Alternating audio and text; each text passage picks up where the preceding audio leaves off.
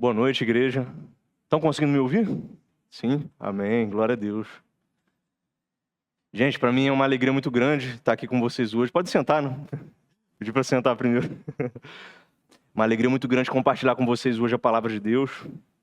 Eu peço que você abra sua Bíblia, sem demoras, no livro de Atos dos Apóstolos, capítulo 22.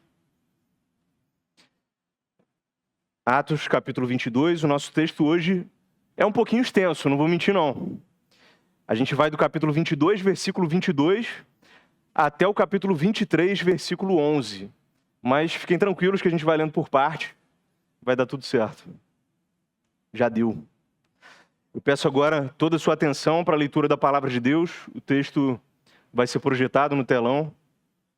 Essa palavra que é perfeita, que é inerrante, que é eficaz, que tem poder para salvar e transformar a sua vida. Amém? Atos capítulo 22, versículo 22, assim diz o Senhor. Até este ponto a multidão ficou ouvindo, mas quando Paulo disse isso, começaram a gritar bem alto, fora com ele, mate-o, porque ele não merece viver. Enquanto eles gritavam, tiravam as suas capas e jogavam poeira para o ar, o comandante ordenou que Paulo fosse recolhido à fortaleza e que, sob açoite, fosse interrogado para saber por que motivo estavam gritando assim contra ele. Quando o estavam amarrando com correias, Paulo perguntou ao centurião que ali estava: será que vocês têm o direito de açoitar um cidadão romano sem que ele tenha sido condenado? Ouvindo isto, o centurião procurou o comandante e lhe disse: que é isso que o Senhor está prestes a fazer? Saiba que aquele homem é cidadão romano. Então o comandante veio e perguntou a Paulo: diga-me uma coisa, você é romano? Paulo respondeu: sou. E o comandante disse: eu tive de gastar muito dinheiro para conseguir essa cidadania. Ao que Paulo respondeu: pois eu a tenho de nascença. E imediatamente se afastaram os que iam interrogá-lo com açoites.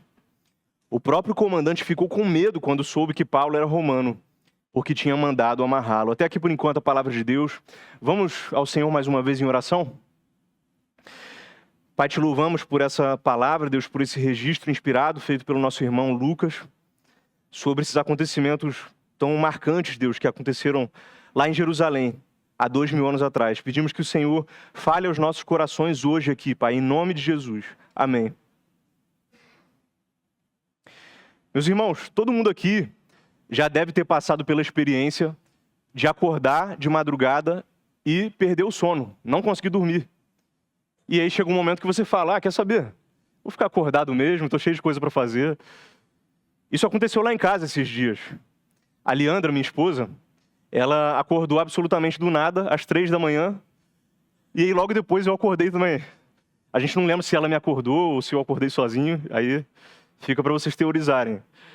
Mas o fato é que, como nenhum dos dois conseguia voltar a dormir, a gente acabou desistindo e ficou conversando ali. E nisso, a Leandra estava mexendo no Instagram e apareceu uma postagem para ela que deixou ela um pouco chocada. E aí ela me mostrou a postagem para a gente ler junto. Era a história de um missionário, um homem chamado John Allen Shaw. Talvez você nunca tenha ouvido falar de John Allen Shaw, mas ele era um jovem missionário americano que em outubro de 2018, não faz tanto tempo assim, a gente está acostumado com histórias antigas de missionários, né? Mas essa aconteceu agora recente, outubro de 2018. Ele viajou para um arquipélago que fica a 1.200 quilômetros, mais ou menos, da costa da Índia. E ele viajou para lá com o objetivo de levar o evangelho para uma ilha chamada Sentinela do Norte. Ilha Sentinela do Norte. Você já ouviu falar dessa ilha? Eu nunca tinha ouvido falar até esse dia. Talvez você saiba que, até hoje, existem muitos povos que vivem isolados, que não têm nenhum contato com a civilização em geral, a civilização macro. Mas aí, quando a gente está falando dessa ilha, da Ilha Sentinela do Norte, aí você pode ter certeza que é outro patamar, como diria o outro, né? Não vou nem citar o nome. Os sentineleses, como são chamados os habitantes dessa ilha, eles são considerados por muitos especialistas como sendo o povo mais isolado da Terra. Eles não são um dos povos mais isolados, eles são o povo mais isolado da Terra. Ninguém sabe de onde eles vieram, como que eles chegaram lá na ilha, mas muitos acreditam que eles vivem lá há milênios, sem qualquer contato com o mundo exterior. Ninguém sabe ao certo qual é o tamanho da população deles. Alguns estimam que a população varia ali entre 50 pessoas ou 500 pessoas. Ninguém sabe. E para você ter uma ideia do quão isolados eles são, não existe qualquer evidência de que eles sequer pratiquem agricultura ou de que eles sequer dominem o fogo. A língua que eles falam também é um mistério. Até hoje ninguém sabe. Nem as outras tribos que moram nas outras ilhas do arquipélago conseguem chegar perto de entender a língua que aquele povo fala. Eu estou contando isso aqui, parece história de filme, né? Mas é verdade. Isso é real no nosso mundo. Só que tem um detalhe sobre essa tribo que deixa tudo ainda mais curioso e assustador também. Os sentineleses, eles são conhecidos por serem extremamente hostis. Qualquer pessoa que tente minimamente chegar perto da ilha, eles matam na hora. Eles não deixam nem a pessoa pisar na areia da praia e eles já matam a pessoa. Praticamente todas as tentativas de contato pacífico até hoje terminaram do mesmo jeito, flechada. Foi assim que terminou. Tem até registro deles atirando flecha nos helicópteros que tentaram sobrevoar a ilha depois do tsunami de 2004, na Indonésia. Os helicópteros foram lá para ver se eles estavam vivos ainda. E a surpresa foi que quando os helicópteros estavam sobrevoando, eles começaram a receber flechada. Por causa disso, o governo indiano proibiu completamente o acesso à ilha. Se você quiser viajar para a Ilha Sentinela do Norte, sinto muito, você não vai conseguir. Simples assim. Você pode ser cidadão indiano, você pode ser turista, não importa. Qualquer um que tentar se aproximar vai ser preso e vai responder à acusação criminal. Isso se não for morto a flechada primeiro. Foi para esse povo que John Allen Shaw quis levar o evangelho. Parece loucura para você? É claro que ele não foi de gaiato. Ele se preparou, ele foi enviado por uma agência missionária. Ele se preparou por quase uma década. Pouca gente sabe disso. Mas ele recebeu treinamento específico para sobrevivência. Ele recebeu treinamento em missiologia, em linguística. Ele se submeteu a uma rotina pesada de exercícios físicos para conseguir estar ali fisicamente condicionado para aquela missão. Ele recebeu vacinas, ele levou suprimentos, ele preparou um kit de primeiros socorros específico para flechada, para o caso dele tomar flechada. Ele pegou vários presentes, cartões ilustrados, para entregar para os sentineleses. Ele elaborou até um plano de fuga, um plano de contingência, para o caso de tudo dar errado. E ele ainda ficou em quarentena por 11 dias, antes de navegar para a Ilha Sentinela do Norte. Por que ele fez isso? O pessoal que é médico aqui sabe, para eliminar qualquer chance dele passar o quê? Passar doenças para aquela tribo, para os sentineleses. Mas como que ele ia chegar aos sentineleses se o acesso à ilha é ilegal? Você parou para pensar nisso? Só tinha um jeito. Pagar pescadores ali da região para levarem ele de barco, de madrugada. Por que tinha que ser de madrugada? Para fugir da guarda costeira indiana. E mesmo assim, os pescadores só levavam ele até um certo ponto, até mais ou menos 1 quilômetro da ilha. Dali para frente, ele tinha que ir remando sozinho de caiaque. E foi assim, então, que no dia 15 de novembro de 2018, John Shaw, carregando a sua Bíblia à prova d'água, ele desembarcou na Ilha Sentinela do Norte. E como que ele foi recebido? Como que vocês imaginam que ele foi recebido? Logo que ele chegou, alguns sentineleses apareceram e foram se aproximando. E ele começou a cantar hinos, isso é interessante, ele começou a cantar e a pregar para eles imediatamente. E parecia que as coisas estavam indo surpreendentemente bem, nada tinha acontecido até então. Até que então uma criança vem pelo meio e acerta uma flecha na direção dele. Só que por milagre, essa flecha atingiu a Bíblia que ele estava segurando na frente do peito. E então ele pôde fugir nadando. Daria um bom filme, tá? Tô falando, mas é real, essa história é real. E aí, você teria desistido depois dessa? Para começar, a gente não tinha nem ido, né? Meus irmãos, John Shaw, ele só esperou chegar a manhã seguinte e ele já voltou para a ilha. Mas aquela foi a última vez. Ele tinha combinado com os pescadores para só buscarem ele de noite. E foram esses mesmos pescadores que na manhã do dia 17 de novembro de 2018, viram os sentineleses arrastando o corpo de John Allen Chau e enterrando ele na areia da praia. John tinha só 26 anos, talvez a idade de alguns de vocês aqui. E agora ele estava sendo recebido pelo mesmo Cristo que ele tinha acabado de anunciar para os sentineleses. Para a imprensa internacional, John era um invasor ilegal, um fanático religioso, um branco neocolonizador que queria impor a sua cultura sobre aquela tribo, uma ameaça de doenças para um povo que vivia isolado há milênios. Isso para a imprensa, mas e para Jesus? Como que Jesus enxergava isso? O que faz um jovem como John Chau deixar a sua família, os seus amigos, o seu país, abrir mão do conforto, abrir mão de um futuro profissional, de se casar, de ter filhos, e se lançar numa aventura numa ilha perdida, no meio do nada, para tentar alcançar um povo hostil, que não tem nada para oferecer a não ser flechas para ele? Isso correndo um sério risco, praticamente certo, de que ele seria brutalmente assassinado a qualquer momento. Ou, na melhor das hipóteses, ele seria preso e deportado. Meus irmãos, para nossa felicidade, você vê como é a providência de Deus. John, ele escreveu um diário de bordo. E ele contava em detalhes nesse diário o que se passou naqueles últimos dias dele na ilha Sentinela do Norte. E pela providência de Deus, ele deixou esse diário com os pescadores antes dele ir para a ilha pela última vez. E você encontra hoje esse diário completo em português na internet. Não procura agora não, procura para ver depois. Você pode achar. E lá nesse diário, John Chau, ele deixa bem claro o que estava movendo ele nessa missão. Era a paixão pela glória de Deus e o desejo ardente de tornar Jesus Cristo conhecido até os confins da terra. Era isso que movia aquele jovem. Tem um trecho do diário que ele diz assim: Senhor, será essa ilha a última fortaleza de Satanás, onde ninguém jamais ouviu ou teve a chance de ouvir o teu nome? Por que uma criança teve que atirar em mim hoje? A voz aguda dele ainda ecoa na minha cabeça, Senhor. Pai, perdoa ele, perdoa qualquer pessoa dessa ilha que tentar me matar. E especialmente perdoa se eles conseguirem. O que fez com que eles se tornassem tão defensivos e hostis? Ele continua aqui no diário. Por que esse lugar tão bonito tem que ter tanta morte aqui? Senhor, fortalece-me, Senhor, pois eu preciso de tudo aquilo que és e ofereces. Senhor, que a tua vontade seja feita.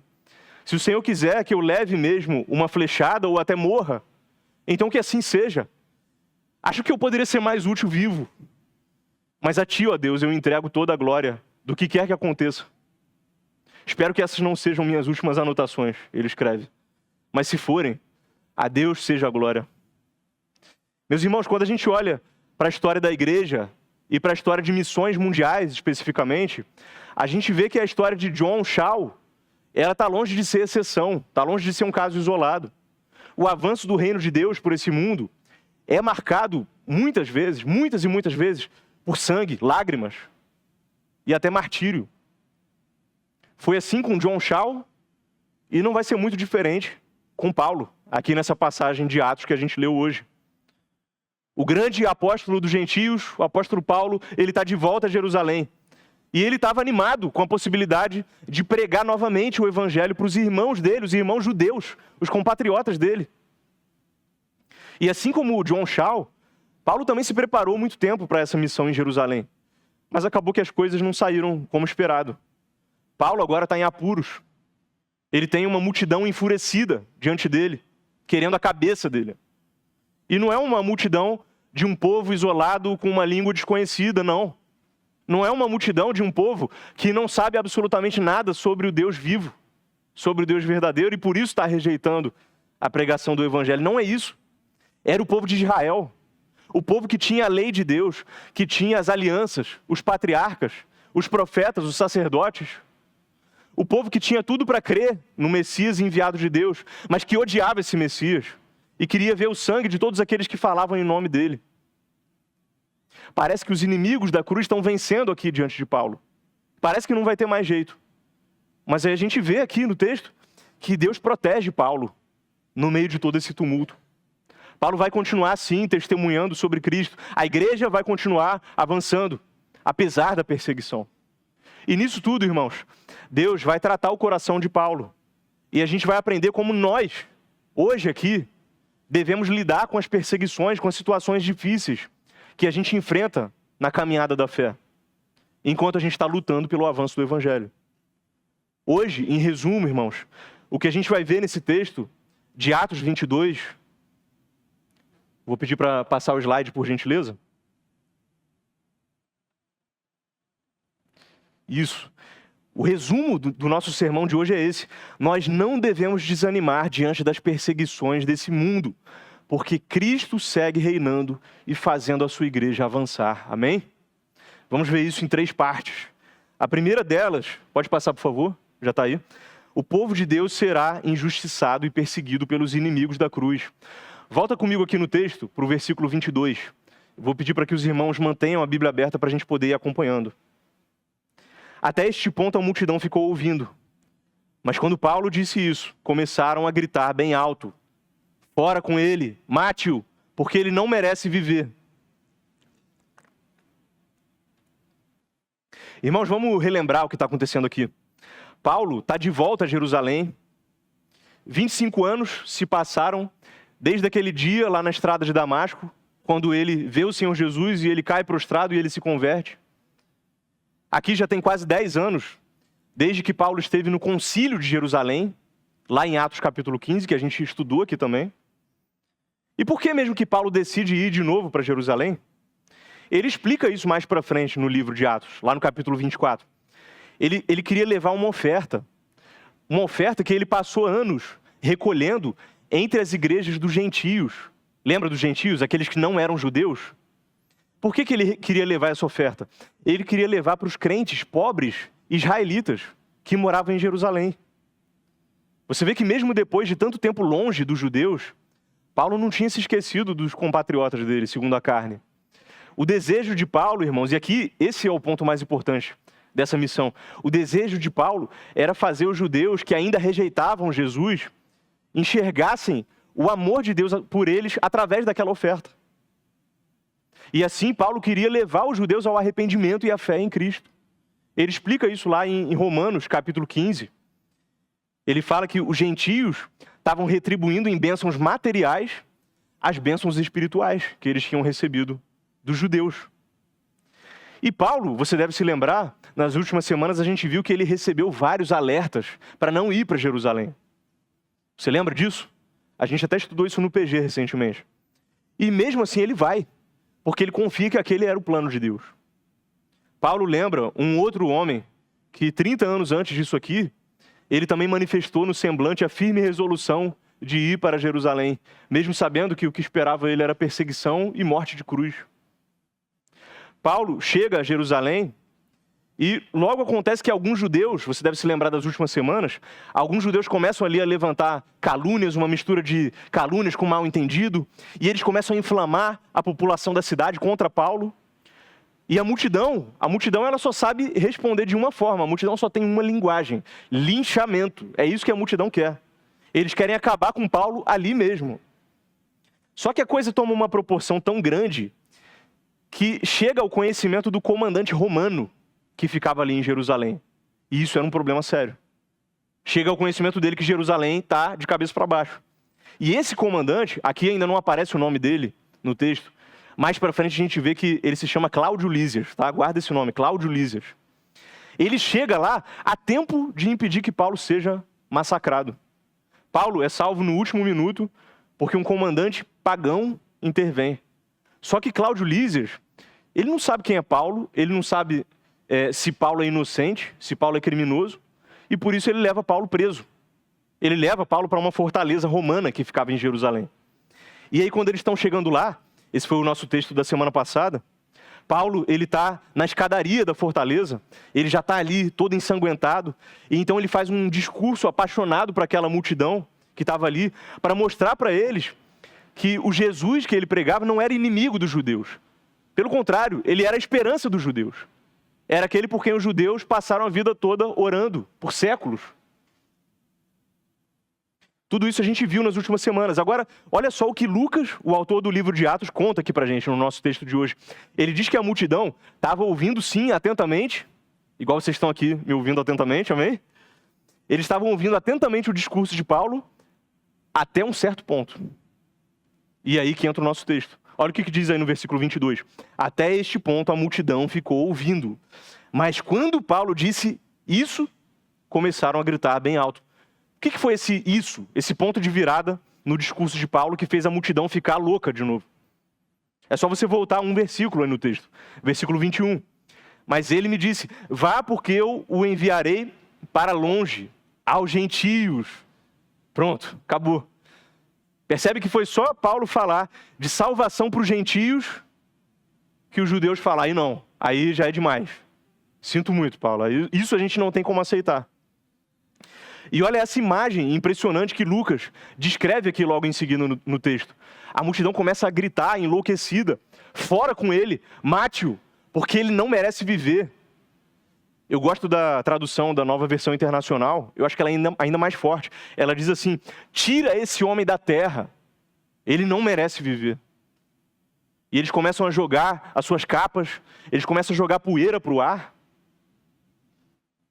Meus irmãos, essa reação exagerada, no fundo, é a reação do coração humano que se nega a reconhecer Cristo.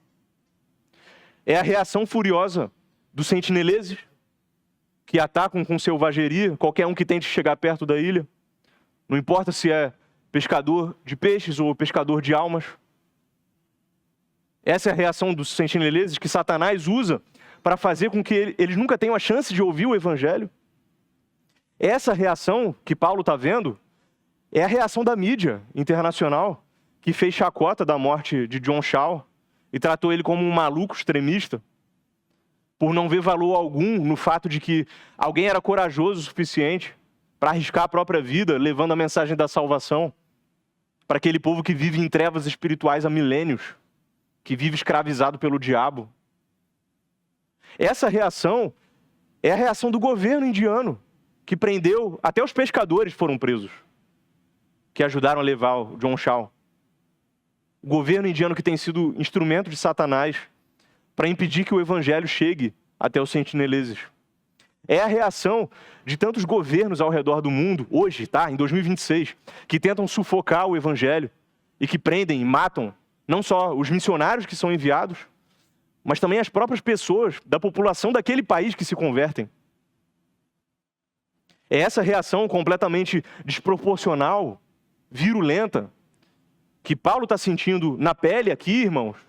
Essa reação é a minha e a sua reação à verdade do Cristo crucificado, antes que a graça soberana de Deus triunfasse sobre a nossa rebeldia. Mas nós pregamos o Cristo crucificado, escândalo para os judeus, loucura para os gentios. Perceba que não adiantou aqui Paulo tentar argumentar, tentar explicar cuidadosamente a verdade dos fatos. A rejeição do coração humano, você precisa entender isso hoje. Grava isso no seu coração. A rejeição do coração humano não é uma questão de argumentos. É porque, no fundo, a gente sabe que se o que Paulo está dizendo for verdade, então a gente está encrencado, se a gente quiser continuar vivendo longe de Deus. Pensa nisso, meu irmão, toda vez que você estiver anunciando o evangelho para alguém no seu trabalho, na sua faculdade. Você está ali explicando direitinho o evangelho e aquela pessoa continua ali, levantando argumento, falando abobrinha, para invalidar o que você está dizendo. Ah, mas isso aí é a sua verdade. Já ouviu essa? Isso aí é a sua verdade. É a sua interpretação. É a sua fé. Outras pessoas têm outras fés. Você não tem como provar o que você está dizendo. Nessas horas, sabe o que a gente precisa fazer? Você precisa lembrar que você não está falando com a mente daquela pessoa. Ela quer fazer parecer que sim, ela quer fazer você acreditar que é um debate entre duas mentes. Mas você está falando com o coração dela. Um coração que está apaixonado pelo pecado. E que não quer aceitar a verdade, por mais óbvia que seja para todo mundo, de que existe um Deus santo, diante de quem todos nós um dia haveremos de prestar contas. A rejeição dos judeus, a entrada dos gentios na aliança, ela no fundo é uma rejeição contra o próprio Deus da aliança. É uma rejeição à graça de Deus. É uma rejeição ao Salvador que Deus enviou. O comandante, Cláudio Lísias, ele vê aquela confusão, aquela gritaria. Ele, como eu falei, ele não tem ideia se Paulo é criminoso, se aquelas acusações são verdadeiras. E aí no versículo 24, ele vira para os soldados romanos e ele fala: não vamos deixar o açoite só para o caso dele não falar nada não. Vamos poupar tempo? Já amarra ele logo aí. Pode começar a bater nele aí, desce o chicote nele. Meus irmãos, açoite no Império Romano não era algo tranquilo, isso você pode ter certeza. A gente está falando aqui de um chicote com várias tiras de couro, com pontas de ossos. Imagina isso, rasgando a sua carne. Pontas de chumbo. Só que Paulo, ele tinha uma situação legal interessante aqui, que o comandante não sabia. Paulo tinha um status que era algo extremamente cobiçado em todo o Império Romano. Que status era esse? Ele era cidadão romano. Versículo 25. E isso era especialmente relevante aqui, porque a lei romana proibia que um cidadão romano fosse açoitado para interrogatório, sem que tivesse uma sentença condenatória formal. Isso tinha consequências graves para qualquer soldado que violasse essa lei. É por isso que Cláudio Lísias fica preocupado quando ele sabe que Paulo é romano. E aí eles têm até um diálogo interessante. Eu não sei se você prestou atenção, mas o comandante, ele fala para Paulo: eu tive que gastar muito dinheiro para conseguir essa cidadania. A gente não sabe, né, se ele comprou a cidadania por meios ilegais, né, tipo comprar um passaporte falso. Ninguém faz isso hoje em dia, só um exemplo hipotético. Mas aí Paulo, ele diz: eu já nasci romano. Eu não sei se ele queria dar uma carteirada ou não, mas aqui a gente tem um detalhe interessante. A gente está acostumado com a ideia de que quem nasce no Brasil é brasileiro, não é? É assim que a gente entende. O território que você nasce determina a sua nacionalidade. Só que no Império Romano não era assim. Para você nascer romano, você tinha que ser filho de romano.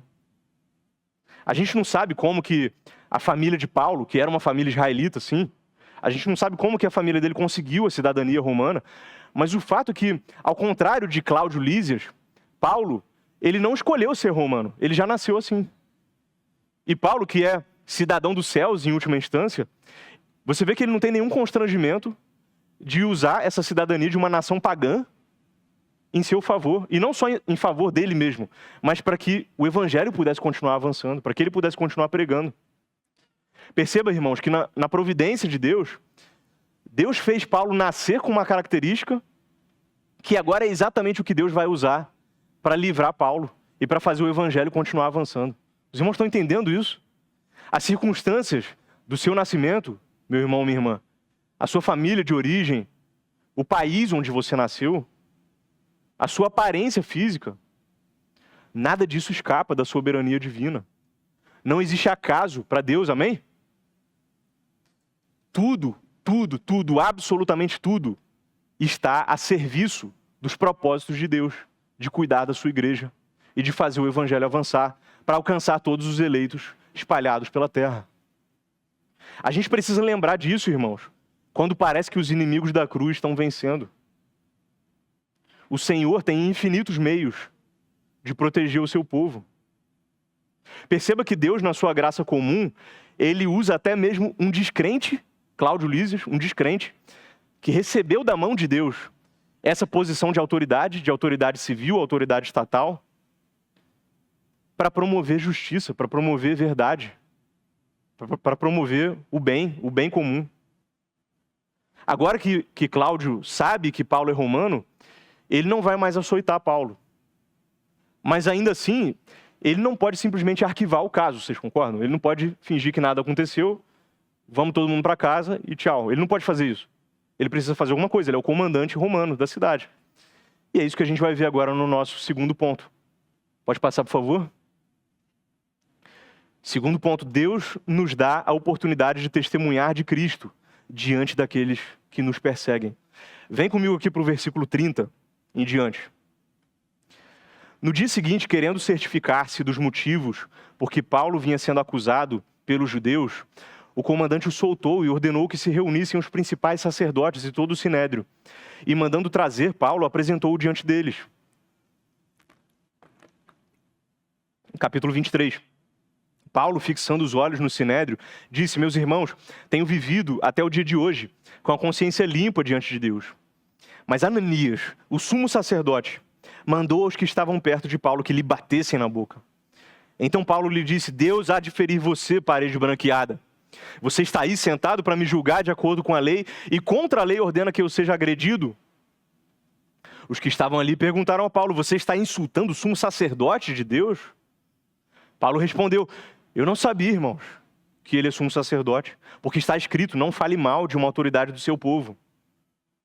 Como Paulo sabia que uma parte do sinédrio se compunha de saduceus e outra de fariseus, exclamou: irmãos, eu sou fariseu, filho de fariseus. Estou sendo julgado por causa da esperança e da ressurreição dos mortos. Ditas essas palavras, começou uma grande discussão entre fariseus e saduceus, e o sinédrio se dividiu.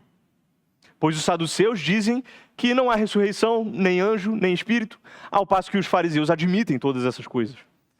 Houve, pois, muita gritaria no sinédrio. E levantando-se alguns escribas, que eram do partido dos fariseus, discutiam, dizendo: não achamos nesse homem mal algum. E se de fato algum espírito ou anjo falou com ele? Como a discussão ficava cada vez mais intensa, o comandante, temendo que Paulo fosse despedaçado por eles, mandou descer a guarda para que o retirassem dali e o levassem para a fortaleza. Irmãos, Paulo passa aquela noite preso, e no dia seguinte, Cláudio Lísias, ele quer entender melhor aquela acusação dos judeus contra Paulo. E como ele não pode interrogar Paulo com açoite, já que Paulo é cidadão romano, ele tem uma brilhante ideia. Qual é a ideia do Lísias, nosso amigo aqui? Ele fala: já sei, vamos levar ele para o sinédrio. Eles vão me ajudar, o sinédrio vai me entender. O sinédrio é quem julga as questões aí dos judeus. Eles vão me ajudar a entender se esse cara é um criminoso contra Roma ou se ele só violou alguma lei aí desses judeus malucos. O que o sinédrio era mesmo, irmãos? O sinédrio ele era tipo uma suprema corte dos judeus. O sinédrio era composto ali por 70 anciãos, mais o sumo sacerdote, que era o líder. E o sinédrio ele julgava questões religiosas, questões cíveis e até questões criminais. Ali em Israel, tá? Isso é importante. E você lembra do que acontece quando leva alguém para o sinédrio? Isso te é familiar? Isso de levar alguém para o sinédrio, você lembra disso? Será que dá para esperar justiça, imparcialidade vindo de lá? Talvez você se lembre que 30 anos antes disso aqui, teve um outro julgamento nesse sinédrio, de um homem que era mais justo do que Paulo, mas que também já era um julgamento com cartas marcadas ali, só para oficializar a morte dele. E como eram só anciãos que participavam do sinédrio, talvez você pense assim: será que alguém ainda estava vivo daquela época, da época do sinédrio de Jesus? Mas vamos lembrar que aqui eram anciãos só que faziam parte do sinédrio. Então é pouco provável que ainda tivesse alguém daquela época. Pode ser que tenha, sim, mas é pouco provável. Mas o fato é que o estado de decadência moral, de decadência espiritual daquele sinédrio não tinha mudado muita coisa, não. Isso você pode ter certeza. Porque se eles humilham o próprio Filho de Deus, o que eles não vão fazer com os discípulos do Filho de Deus? Aqui você precisa entender que não é só Paulo que está sendo julgado. Isso é importante aqui, você não pode perder isso de vista. Não é só Paulo que está em julgamento, é a igreja como um todo. A igreja vai ser afetada pelo resultado desse julgamento. Já pensou se o sinédrio ganha? O que acontece? Está liberado agora, caçar cristão. Temporada de caça aberta aos cristãos. Já pensou se o sinédrio ganha? Qual é o impacto que isso vai ter para a relação entre as igrejas judaicas com as igrejas gentias?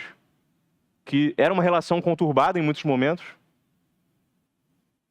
O futuro do cristianismo está em jogo aqui, irmãos. O povo de Deus está sob ameaça e mais uma vez tem esse tal de sinédrio aqui no caminho. Perceba que aqui ainda não é um julgamento formal, tá? Isso é importante, a gente vai entender por que depois. Mas o sinédrio, ele não tinha autoridade para julgar um prisioneiro romano. Eles não podiam fazer isso. A ideia aqui do comandante é fazer uma espécie de audiência para entender melhor a acusação, para ver se Paulo tem culpa contra a lei romana ou não. E Paulo, o texto diz que ele não tem nada do que se envergonhar. E é por isso que ele consegue olhar fixamente nos olhos daqueles anciãos completamente falidos moralmente e dizer: meus irmãos, tenho vivido até o dia de hoje com a consciência limpa diante de Deus. Que bênção, irmãos, ter a consciência limpa diante de Deus. uma consciência purificada. Mas Paulo, ele mal termina de dizer essa frase e a cena aqui é interrompida bruscamente. Você viu o que aconteceu aí. Ananias, o sumo sacerdote, ele manda dizer para os que estão perto ali de Paulo, vai lá, dá uma pancada na boca dele. E Paulo, ele se irrita, você percebeu? Paulo fica irritado na hora. Olha como ele reage aqui no versículo 3. Deus há de ferir você, parede branqueada. Você está aí sentado para me julgar de acordo com a lei e contra a lei ordena que eu seja agredido? E Paulo, então, ele é repreendido por insultar o sumo sacerdote. E ele responde, eu não sabia, irmãos, que ele é sumo sacerdote. Vamos com calma, tem muita coisa acontecendo aqui. Muita coisa estranha à primeira vista. Vamos entender com calma cada detalhe aqui. Primeira coisa, que história é essa de parede branqueada? Isso sempre me chamou a atenção quando eu li esse texto. Parede branqueada? Irmãos, Paulo, ele está aqui, isso eu tive que pesquisar, tá? Quer dizer, tudo eu tive que pesquisar, mas isso aqui, principalmente. Paulo está fazendo uma alusão muito inteligente aqui a Ezequiel capítulo 13, versículo 10. Lá nesse texto de Ezequiel, o profeta Ezequiel, ele condena os falsos mestres, os falsos profetas da época dele, que viviam falando que estava tudo bem, mas não estava tudo bem. Eles viviam dizendo paz, paz, quando não há paz. E Ezequiel, nesse texto, ele diz que esses falsos profetas, era como se eles erguessem paredes sem argamassa. Eles erguiam paredes sem estrutura interna. Eram paredes podres por dentro. E aí o que eles faziam? Pintavam de branco por fora, para parecer que estava tudo bem. E Paulo pega essa metáfora de Ezequiel e aplica a Ananias. A lei de Moisés proibia, irmãos, bater em alguém antes daquela pessoa ser julgada. Mas Ananias, ele não está nem aí para isso. Ele não liga para isso. Em outras palavras, o que Paulo está dizendo aqui é que Ananias é um hipócrita. É isso que ele está dizendo. Porque, pensa comigo, Ananias, sendo membro do Sinédrio, ele deveria julgar segundo a lei de Deus, certo? Mas, na verdade, ele está quebrando a lei de Deus que ele mesmo diz que está defendendo. É parecido com o que Jesus disse lá em Mateus, quando Jesus chama os fariseus. Quem vai lembrar do que Jesus chamou os fariseus? Lá no final de Mateus. Sepulcros caiados, bonitos por fora, mas por dentro só tem osso podre. E faz todo sentido Paulo dizer isso aqui. Porque a gente sabe, por fontes externas, pelo historiador Flávio Joséfo, principalmente, que Ananias era um sacerdote, um sumo sacerdote corrupto. Ele era um cara violento. Ele era cheio de jogadas políticas. Para você ter uma ideia, mesmo sendo sumo sacerdote, ele conseguia se envolver com os terroristas judeus e com os oficiais romanos. Ele tinha relação com os dois ali. Qualquer semelhança com os dias atuais, né? Ele roubava parte do dízimo que ele deveria repassar para os outros sacerdotes para pagar propina para os oficiais romanos. Então, Ananias era realmente um sepulcro caiado, um sepulcro pintado de branco ali por fora, mas por dentro, podre. E aqui você precisa lembrar, irmãos, isso aqui é fundamental. Calvino fala muito sobre isso. Você precisa lembrar que, se a gente considerar a história da redenção como um todo, esse título de sumo sacerdote, ele vale de alguma coisa a essa altura? Quem é o nosso grande e definitivo sumo sacerdote? O Senhor Jesus. Ele é o nosso sumo sacerdote que adentrou o santuário celestial de uma vez por todas com o seu próprio sangue e nos garantiu a eterna redenção. O livro de Hebreus é muito claro nisso, o livro de Hebreus desenvolve uma teologia do sacerdócio supremo de Cristo ali com muita clareza. Ananias, então, ele pensa que ele é sumo sacerdote, mas ele não é coisa nenhuma. Tá, mas como assim Paulo não reconheceu o sumo sacerdote? Isso é uma outra questão aqui. Paulo não era o cara que sabia tudo de judaísmo? Aqui, irmãos, a gente tem diversidade de opinião entre os estudiosos. Mas eu creio que dá para a gente chegar numa resposta aqui que consiga ali amarrar todas as pontas. Alguns vão dizer, por exemplo, que Paulo ele tinha um problema de visão grave. Talvez vocês já tenham escutado essa teoria. Isso não é sem motivo. Tem base ali em textos como Gálatas 4, por exemplo. E aí, segundo essa leitura, Paulo ele não conseguiu enxergar de fato de quem partiu aquela ordem para bater nele, porque ele tinha esse problema de visão. O problema dessa leitura é que, na hora que Paulo vai responder à agressão, Paulo ele dirige a ofensa para uma pessoa específica. Você notou isso? Ele está falando com um interlocutor específico. Ele fala, Deus há de ferir você. Você está aí sentado para me julgar. Paulo viu muito bem quem mandou bater nele. Senão ele não ia saber para quem dirigir aquela resposta. Então, outros estudiosos vão sugerir que Paulo estava sendo irônico ali. Isso é uma possibilidade também. Paulo estaria, quando ele diz assim, eu não sabia que era o sumo sacerdote, é como se ele estivesse dizendo, eu não sabia que alguém assim pode ser sumo sacerdote. Qual é o ponto fraco dessa visão? É que soaria muito estranho Paulo responder com tanto sarcasmo e logo em seguida citar a Sagrada Escritura. Os irmãos percebem esse contraste? Porque logo em seguida ele diz, está escrito, não fale mal de uma autoridade do seu povo. Ele está citando aqui Êxodo 22. O fato de ele citar a palavra de Deus com tanta naturalidade, logo após ser confrontado, mostra que a retratação de Paulo ali é sincera. Não combina com Paulo isso de ser dissimulado, de fingir arrependimento. Ele está aqui reconhecendo que de fato ele passou do ponto, ele cometeu um excesso. E isso já ensina muita coisa pra gente. Olha só o coração desse homem.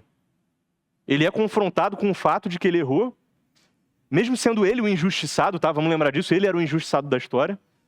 E aí na hora que ele é confrontado, na mesma hora ele se retrata. E ele não se retrata no privado, não, é publicamente. Na frente de Ananias, na frente de uma assembleia ali de 70 anciãos. Você consegue imaginar Ananias se retratando? Paulo sabe, irmãos, que toda autoridade, por mais ímpia que seja, toda autoridade foi constituída por Deus. E a essa altura, quando isso aqui aconteceu, Paulo já tinha escrito a carta de Romanos. Lá no capítulo 13, Paulo ensina exatamente isso. Que toda autoridade é dada por Deus. E nisso tudo, perceba, meu irmão, que a verdadeira piedade de uma pessoa se mede pela velocidade com que ela se arrepende quando ela é confrontada com a lei de Deus. Preste atenção nisso, eu vou repetir. A piedade de uma pessoa, a verdadeira piedade, é medida pela velocidade com que ela se arrepende quando ela é confrontada com a lei de Deus. Às vezes a gente se acha muito piedoso, muito crente, porque eu li ali alguns livros de teologia, porque eu tenho muito tempo de igreja, mas a gente é incapaz de reconhecer os próprios erros. Quando alguém chega e confronta a gente com a palavra, a gente fica procurando desculpas, atenuantes. E mesmo que internamente a gente reconheça que a gente pecou, a gente jamais admitiria isso em público, certo? Muito menos para a pessoa que a gente ofendeu. E menos ainda se for em público. Aí que, sem chance. Mas afinal, se Paulo não estava sendo irônico, e se ele enxergou muito bem aqui quem mandou bater nele, como então que ele não sabia quem era o sumo sacerdote? A gente volta para a nossa pergunta. A explicação mais provável, por incrível que pareça, é que Paulo realmente não conhecia o sumo sacerdote daquela época. Vamos lembrar que ele estava fora de Jerusalém há décadas.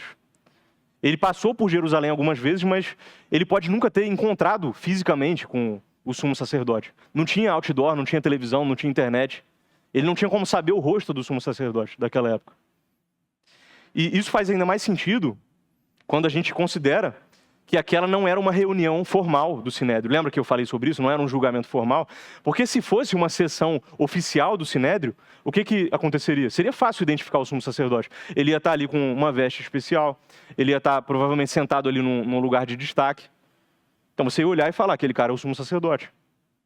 Mas como isso aqui é uma reunião mais informal ali dos membros do Sinédrio, que foi convocada meio às pressas por Cláudio Lísias, e que talvez esteja até acontecendo numa sala romana, é possível que isso esteja acontecendo, não tinha como Paulo ali na hora distinguir que aquele homem era o sumo sacerdote. Mas nisso tudo, Paulo, ele vê uma brecha para conseguir mostrar para Cláudio Lísias que não adiantava esperar a justiça, esperar a imparcialidade do Sinédrio. Paulo sabia, o texto diz isso, Paulo sabia que tinha um racha ali no Sinédrio. Você viu isso aí no texto? Que racha era esse?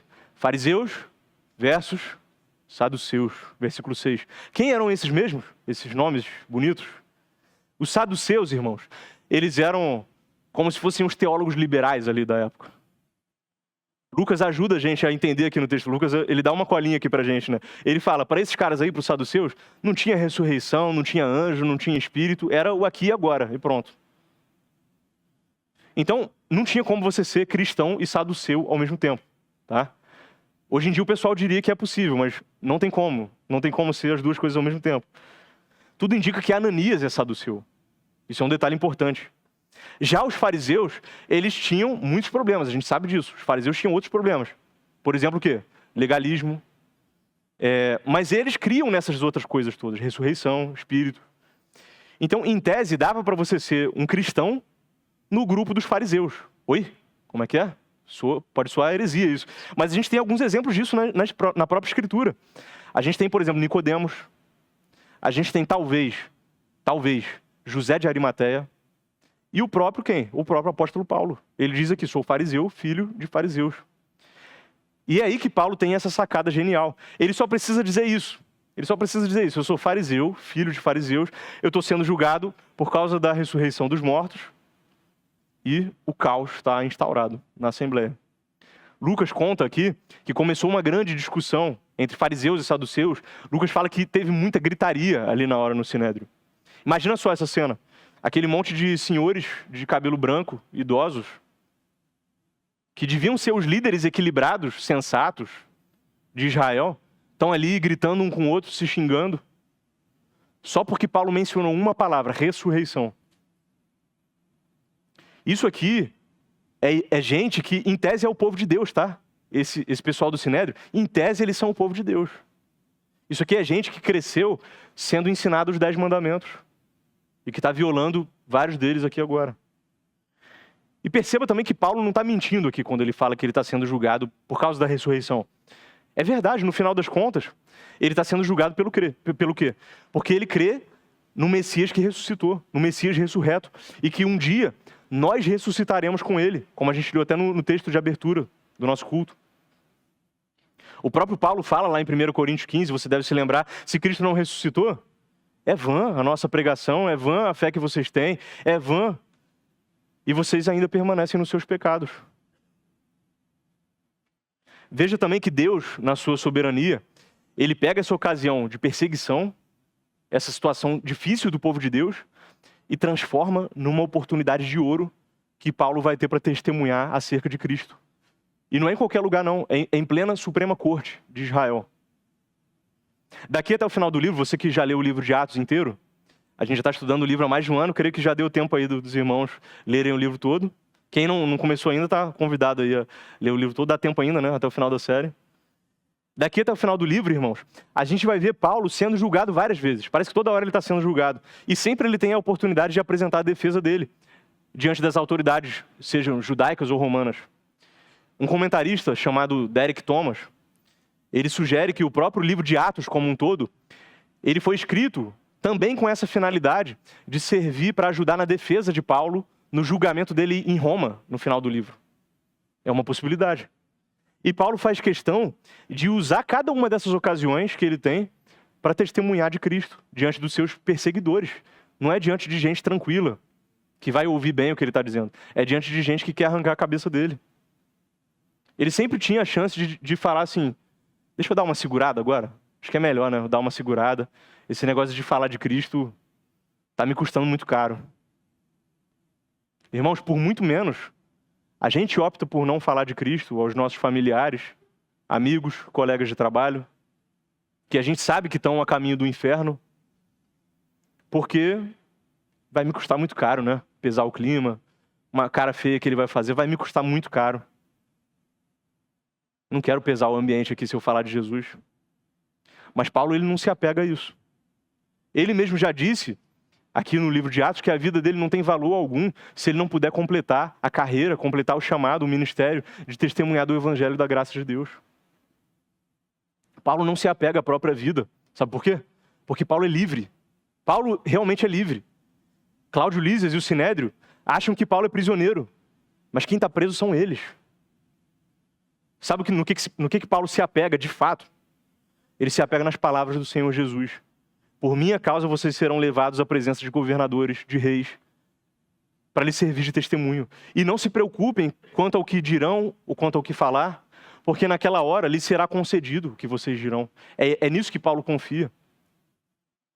Agora, quando a gente está sendo rejeitado pelos descrentes, quando eu e você estamos sendo rejeitados pelos descrentes, a gente precisa também ser honesto e fazer uma avaliação sincera. E se perguntar, será que eu estou sendo perseguido realmente por ser fiel a Cristo? Por fazer o que a Bíblia manda? Ou será que é por pecar e dar mau testemunho?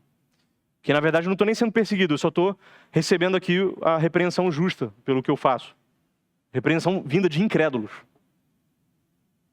Porque se você estiver sendo fiel a Cristo, se você estiver sofrendo por ser fiel a Cristo, então você pode, meu irmão, e você deve, sim, considerar se alegrar em meio ao sofrimento, se alegrar em meio à perseguição.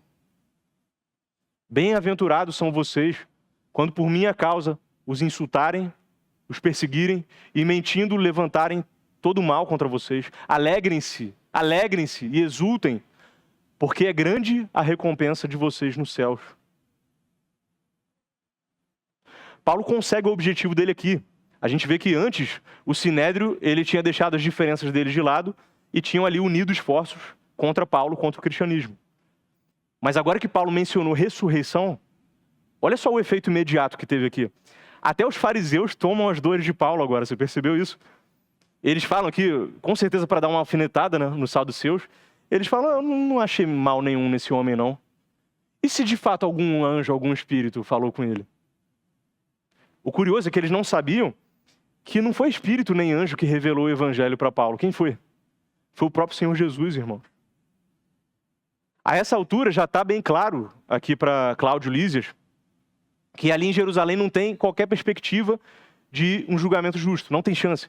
Paulo, como cidadão romano, ele tem mais chance de ser julgado de forma adequada por Roma do que por aquele órgão já enviesado contra o cristianismo. Cláudio, ele está ali vendo a hora que Paulo vai ser despedaçado, o texto diz isso. E então o que Cláudio faz? Ele manda chamar a guarda romana e levar Paulo de volta para a fortaleza. Enquanto ele ia pensar o que ele ia fazer. Né? Agora que o Sinédrio não deu certo, vou pensar no plano C, não é nem o plano B. Mas como que está o coração de Paulo nisso tudo? A gente deve se perguntar isso nessa hora. Como está o coração dele? E é aí que entra o nosso terceiro e último ponto. Pode passar, por favor. Esse vai ser mais curtinho, um versículo só. Cristo nos encoraja a perseverar na missão, garantindo que o testemunho do Evangelho chegará até os confins da terra. Vem comigo aqui para o versículo 11 do capítulo 23. Na noite seguinte, o Senhor, pondo-se ao lado de Paulo, disse, coragem, pois assim como você deu testemunho ao meu respeito em Jerusalém, é necessário que você testemunhe também em Roma. Paulo passa a noite preso na fortaleza, ele não sabe o que vai acontecer com ele no dia seguinte. E não tenha dúvida, irmãos, o coração de Paulo estava aflito aqui. Ele estava com o coração obscurecido. Nessas horas, o coração faz perguntas difíceis mesmo, que a gente não tem nem coragem de fazer em voz alta às vezes. Ele certamente estava se perguntando aqui, será que eu fiz bem de vir para Jerusalém? Será que eu não devia ter escutado o tanto de aviso que eu recebi para não vir?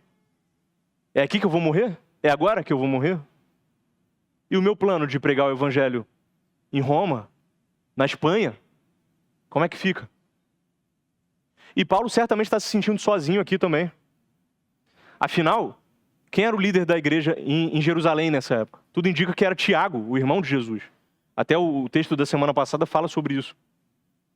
Mas Tiago e os outros irmãos judeus, eles não parecem estar fazendo muita coisa aqui para livrar Paulo, você notou isso? Paulo foi preso, você que lembra do sermão passado, ele foi preso por causa de um plano de Tiago que deu errado, mas Tiago agora não parece estar fazendo muita coisa aqui para ajudar Paulo. Talvez eles soubessem, né? Se a gente tentar fazer alguma coisa, o que vai acontecer? Vai sobrar para a gente também. John Shaw, o missionário dos Sentineleses que a gente mencionou, ele também experimentou um pouquinho aqui do que Paulo está sentindo. Lá no diário dele, mais ali para o final do diário, John, ele escreve o seguinte, é muito bonito esse trecho, ele diz assim, assistindo ao pôr do sol, está lindo, me perguntando se esse será o último pôr do sol que verei, antes de estar em um lugar onde o sol nunca se põe. Lacrimejando um pouco. Quem vai tomar o meu lugar se eu morrer? Ó Deus, estou com saudade dos meus pais. Nunca senti tanta dor ou tristeza antes. Talvez, meu irmão, minha irmã, você nunca seja levado diante dos poderosos desse mundo por causa da sua fé. Talvez você nunca vá pregar para uma tribo isolada no fim do mundo. Mas eu tenho certeza que tem dias que você também fica com o coração obscurecido. Será que eu vou estar empregado no final do ano? Será que eu estou desperdiçando meu tempo aqui nesses estudos? Será que daqui a 10 anos eu vou estar vivo para cuidar da minha família? Será que eu vou estar lá para levar minha filha no altar? Será que esse meu diagnóstico vai evoluir? Será que a nossa igreja, a Igreja do Redentor, vai continuar firme daqui a uma geração? Será que algum dia eu vou abandonar a fé? Será que meus filhos algum dia vão abandonar a fé? E essa pessoa que eu oro há tanto tempo, há tantos anos, será que algum dia ela vai se converter? Perceba que dessa vez não vai ter terremoto aqui para livrar Paulo, como foi lá em Filipos. Mas vai ter algo ainda melhor. Olha de novo o que o texto diz, versículo 11. Na noite seguinte, o Senhor, pondo-se ao lado de Paulo, disse: coragem. Que encontro, irmãos. Que encontro extraordinário. Ali, na escuridão daquela fortaleza solitária, o próprio Senhor Jesus se coloca ao lado de Paulo. E como Derek Thomas, comentarista, ele nota muito bem, Jesus ele não aparece aqui para parabenizar Paulo e dar para ele uma aposentadoria de luxo. É isso que Jesus fala aqui para Paulo? Jesus fala: Paulo, tem mais trabalho para você, Paulo. Coragem. Coragem, Paulo. Eu sou contigo. Eu sou contigo. Meus irmãos, é dessas palavras, eu sou contigo, que nós precisamos lembrar toda vez que parecer que Deus não está vendo. Toda vez que parecer que Deus nos abandonou.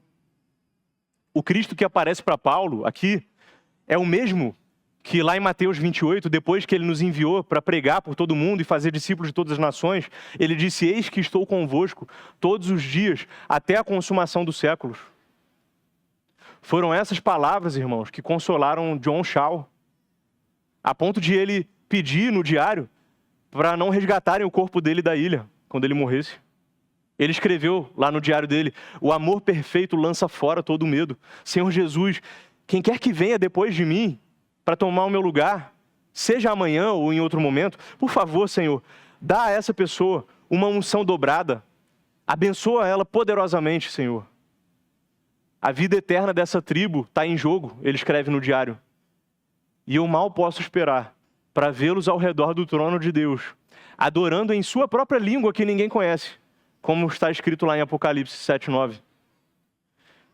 Irmãos, Paulo segue em frente aqui, assim como John Shaw seguiu em frente, porque a essa altura, Paulo ele já tinha escrito: nem morte, nem vida, nem anjos, nem principados, nem as coisas do presente, nem do porvir, nem qualquer outra criatura poderá nos separar do amor de Deus que está em Cristo Jesus, nosso Senhor. E Paulo ouve da boca do próprio Jesus: assim como você testemunhou a meu respeito em Jerusalém, você vai testemunhar em Roma também. Irmãos, missões mundiais é plano de Deus, é plano do Senhor. E Ele não vai abrir mão disso.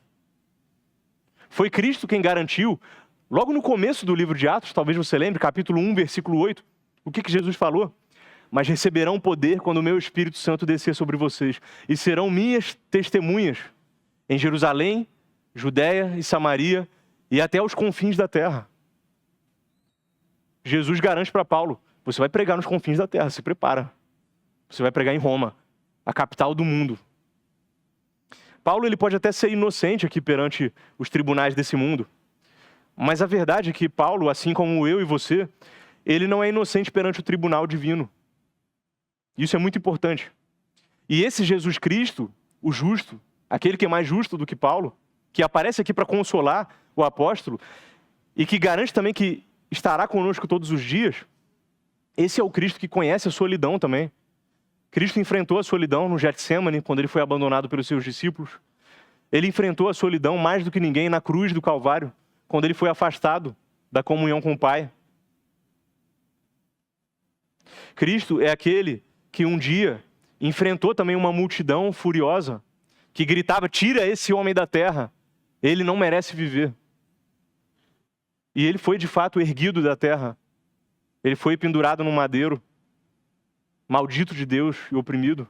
Ele se fez maldição por nós.